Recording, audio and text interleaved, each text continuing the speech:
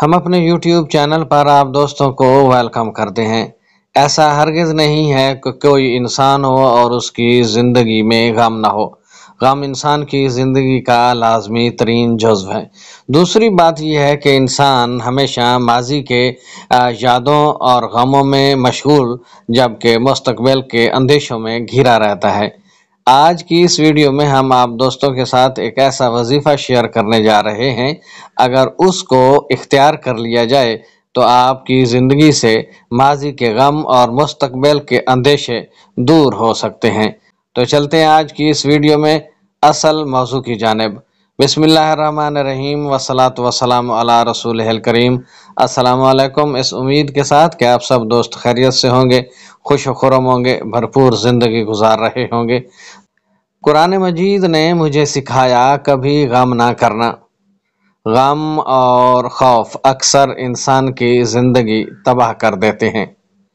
تحقیق بتاتی ہے کہ مایوسی خاموش قاتل ہے اور انسان کی زندگی برباد کر کے رکھ دیتی ہے۔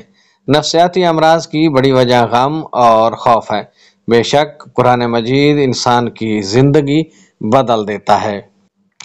الا ان اولیاء اللہ لا خوف علیہم ولا هم یحزنون الذین آمنوا وکانوا یتقون لهم البشری فی الحیاۃ الدنیا وفی الآخرہ لا تبدیل لکلمات اللہ ذلک هو الفوز العظیم ولا یحزنک قولہم ان العزۃ للہ۔ سورہ یونس کی آیت 62 تا 64 آپ کے سامنے پڑھی۔ یہ وظیفہ ہے جس کو پڑھنے سے انسان ماضی کے جتنے بھی غم ہیں وہ ختم ہو جاتے ہیں انسان کی زندگی میں، اور جو مستقبل کے اندیشے انسان کو ہر وقت بیمار کیے رکھتے ہیں وہ بھی دور ہو جاتے ہیں۔